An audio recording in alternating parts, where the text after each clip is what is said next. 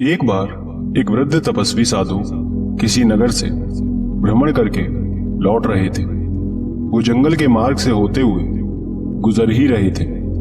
उनके कंधे पर एक गठरी थी जिसे टांग वो अपने मार्ग में आगे बढ़ रहे थे।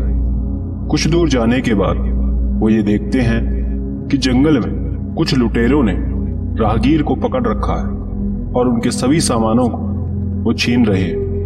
सभी राहगीर अपने अपने परिवार की जान बचाने के लिए सामान छोड़कर बढ़ जा रहे थे। साधु महाराज जानते थे कि उनके आगे जाने पर उनके साथ भी यही होगा। परिणाम जानते हुए वो मार्ग में आगे बढ़ जाते। आगे पहुंच वो लुटेरे उन्हें भी रोक देते हैं और कहते हैं कि तुम्हारे पास जो भी कीमती सामान है उसे दे दो, अन्यथा मारे जाओ। ये सुन तपस्वी साधु कहते हैं कि मैं एक साधु संत जो स्वयं भिक्षा मांग अपना निर्वाहन करता हूं, वो भला तुम्हें क्या ही देगा। मेरे पास तो कुछ भी नहीं है। ये सुन लुटेरे जोरों से हंसने लगते हैं और कहते हैं कि हम जानते हैं कि तुम अपनी बातों में लोगों को फंसाना जानते हो। तुम साधु संतों का काम ही यही है। जगह जगह घूम कुछ ज्ञान भरी बातें कर लोगों को कुछ प्रवचन देकर उनके दिमाग के साथ खेलते हो और उनसे तरह तरह की भेंट स्वीकार करते हो। हमने देखा है कि कैसे बड़े बड़े राजा महाराजा तुम्हें सोना चांदी भेंट करते हैं और तुम कह रहे हो कि तुम्हारे पास कुछ भी नहीं है।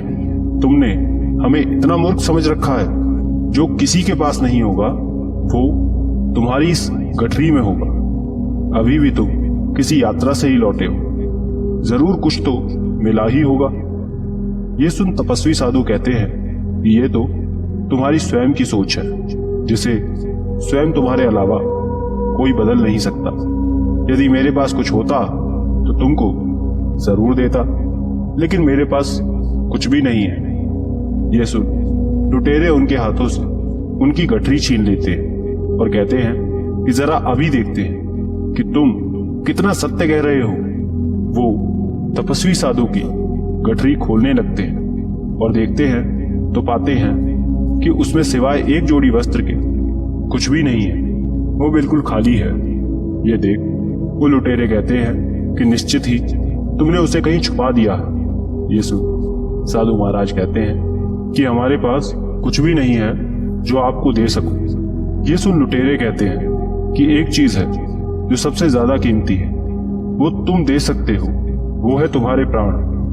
अब हम वही लेंगे। ये सुन तपस्वी साधु कहते हैं यदि आप मेरे प्राण लेना चाहते हैं तो ठीक है, आप उसे ले सकते हैं, लेकिन उससे पहले आपको मेरी एक अंतिम इच्छा पूरी करनी होगी। लुटेरे कहते हैं कि बोलो क्या इच्छा है। दोस्तों आगे की कहानी में आप खो जाएं उससे पहले छोटी सी रिक्वेस्ट है, आप चैनल को सब्सक्राइब कर लें ताकि ऐसी ज्ञान भरी बातें सबसे पहले आप तक पहुंच सके। और अगर कहानी पसंद आती है तो वीडियो को लाइक अभी कर दें। अब कहानी में आगे बढ़ते हैं। तब साधु कहते हैं कि सामने के वृक्ष से 2 पत्ते तोड़कर ला दें। ये सुन लुटेरे कहते हैं कि किंतु तुम उसका करोगे क्या। साधु कहते हैं कि वो मैं आपको अभी नहीं बता सकता, आप उसे ले आए। एक लुटेरा जाकर उसे तोड़कर ले आता है, साधु महाराज को देकर कहता है कि ये लो। तब वो कहते हैं कि नहीं, आप मुझे मत दीजिए, बल्कि स्वयं के पास ही रखिए। ये सुन लुटेरे कहते हैं कि इसका हम क्या करेंगे। साधु कहते हैं कि जाओ और इस पत्ते को पुनः उस वृक्ष में लगा दो, यही मेरी अंतिम इच्छा है।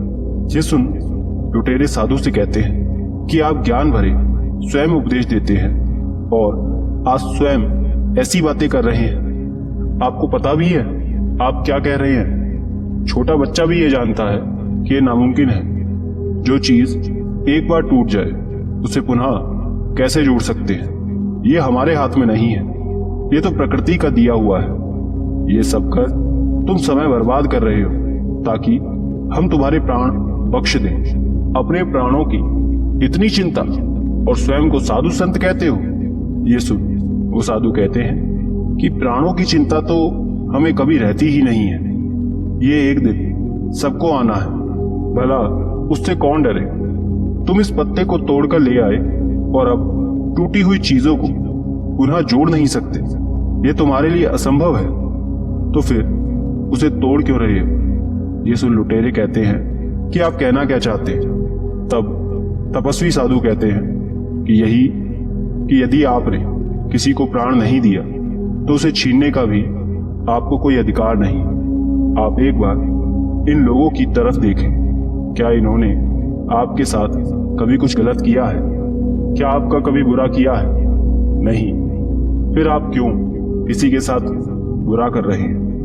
उनके परिश्रम द्वारा अर्जित किया गया धन आप छीन रहे हैं। आपको क्या लगता है कि आप इस धन का सुख ले पाएंगे? नहीं, कभी नहीं। ये लूटपाट द्वारा छीना गया धन ना तो आपके काम आएगा, ना ही आपको सुख देगा, बल्कि इसके द्वारा आपको दुख ही मिलेगा। फिर आप क्यों दुख को आमंत्रित कर रहे हैं? यदि आप उन्हें सुख दे नहीं सकते, उन्हें प्राण दे नहीं सकते, तो आप उसे छीनने वाले भी कोई नहीं है। आपको कोई अधिकार नहीं कि आप किसी के प्राण लें। तपस्वी साधु के कुछ शब्द उन लुटेरों को बहुत प्रभावित करते हैं, मानो उनके हर एक शब्द ने उन पर कोई जादू सा किया।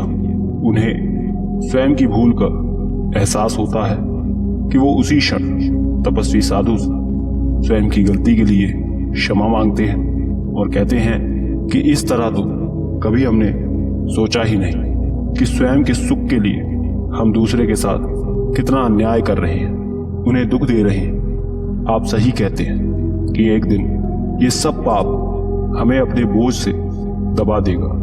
वो उसी क्षण सभी लोगों का सामान देकर उन्हें छोड़ देते हैं और तपस्वी साधु से भी माफी मांगकर पुनः ये पाप ना करने का वचन देते हैं। साधु उन लुटेरों से कहते हैं कि जीवन को यदि करीब से जानना है, आनंद से जीना है, तो सब कुछ का त्याग करें, बस सत्कर्म करें, उसी मार्ग पर चलें। ये आपको जीवन का वास्तविक सुख दिलाएगा। आपके सही कर्म आपके जीवन में खुशहाली लाएंगे। और ये कह वो अपनी गठरी लेकर लौट जाते हैं। आशा करते हैं इस कहानी से आपने बहुत कुछ सीखा होगा।